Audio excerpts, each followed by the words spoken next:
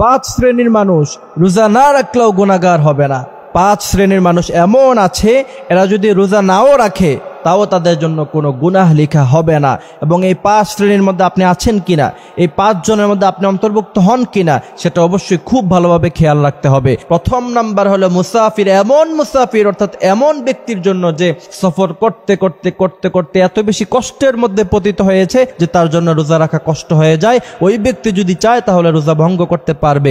কিন্তু আমাদের সময়কালে যেই সফর, ট্রেন দিয়ে সফর করি, লাক্সারিয়াস কারে আমরা সফর করি, বিমানে আমরা ফ্লাই করে সফর করি, এমন সফর আপনি যদি 1000 কিলোমিটারও করেন আপনার কিন্তু কোনো কষ্ট হবে না। এত কষ্ট হবে না যে আপনাকে রোজা ভঙ্গ করতে হবে। সুতরাং অবশ্যই এই সমস্ত সফরে আপনাকে রোজা রাখতে হবে।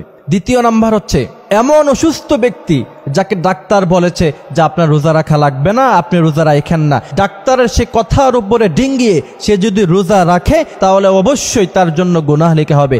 কারণ ডাক্তার তাকে পরামর্শ দিয়েছে যে আপনি রোজা রাখবেন না, আপনার জন্য রোজা রাখা নিষেধ, আপনি অনেক বেশি অসুস্থতার মধ্যে ভুগছেন। এরপরেও যদি কেউ রোজা রাখে তাহলে ইসলাম এটাকে বৈধ করে না।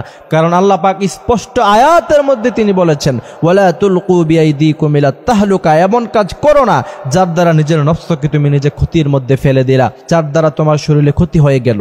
আল্লাহ রাসূল সাল্লাল্লাহু আলাইহি ওয়াসাল্লাম বলছেন, এমন অসুস্থ ব্যক্তি যাকে ডাক্তার বলেছে রোজা রাখবা না, ওই ব্যক্তি যদি রোজা রাখে তাহলে অবশ্যই তার জন্য গুনাহ লেখা হবে। আল্লাহ পাকের আয়াত দ্বারাও তা প্রমাণ হয়ে যায়। সুতরাং দ্বিতীয় নাম্বার হলো এমন অসুস্থ ব্যক্তি যাকে ডাক্তার বলেছে যে আপনি রোজা রাখতে পারবেন না। তৃতীয় নাম্বার হচ্ছে গর্ভবতী মা। গর্ভবতী মা যদি প্রচন্ড পেটের ব্যথার কারণে সে যদি রোজা ভঙ্গ করতে চায় তাহলে অবশ্যই সে রোজা ভঙ্গ করতে পারবে। অথবা এমন গর্ভবতী মা যাকে ডাক্তার বলেছে আপনি রোজা রাখেন না, আপনি যদি রোজা রাখেন তাহলে আপনার পেটের মধ্যে যে সন্তান আছে তার ক্ষতি হবে, এমত অবস্থায় গর্ভবতী মা রোজা রাখবে না এবং রোজা না রাখলে তার কোনো সমস্যাও হবে না।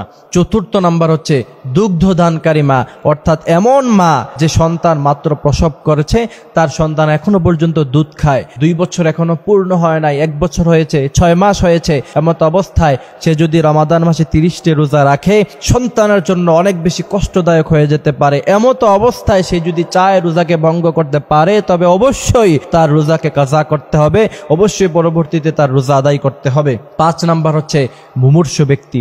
এত অসুস্থ, তার সেন্স কাজ করে না, তার মাথা কাজ করে না, শরীর কোনো শক্তি নাই, এমত অবস্থায় কোনো ব্যক্তি যদি চায় তাহলে রোজাকে অবশ্যই ভঙ্গ করতে পারবে।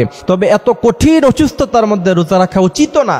ইসলাম আপনাকে এমন কোনো কাজের কথা আদেশ করে নাই, লা ইউকাল্লিফুল্লাহু নাফসান ইল্লা উসআহা, যা আপনার জন্য অনেক বেশি কষ্টদায়ক হয়ে যায়।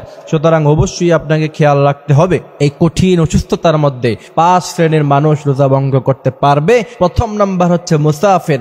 এমন মুসাফির যে সফর করতে করতে সফরের ক্লান্তির কারণে তার রোজা ভঙ্গ করা লাগে, সে পারবে। দ্বিতীয় নাম্বার হচ্ছে এমন অসুস্থ ব্যক্তি যাকে ডাক্তার রোজা ভঙ্গ করার কথা বলেছে। তৃতীয় নাম্বার হচ্ছে গর্ভবতী মা। চতুর্থ নাম্বার হচ্ছে দুগ্ধদানকারী মা। আর 5ম নাম্বার হচ্ছে এমন মুমূর্ষু ব্যক্তি যার সেন্স কাজ করে না, শরীর কাজ করে না, এমন 5 শ্রেণীর মানুষ রোজা ভঙ্গ করতে পারবে।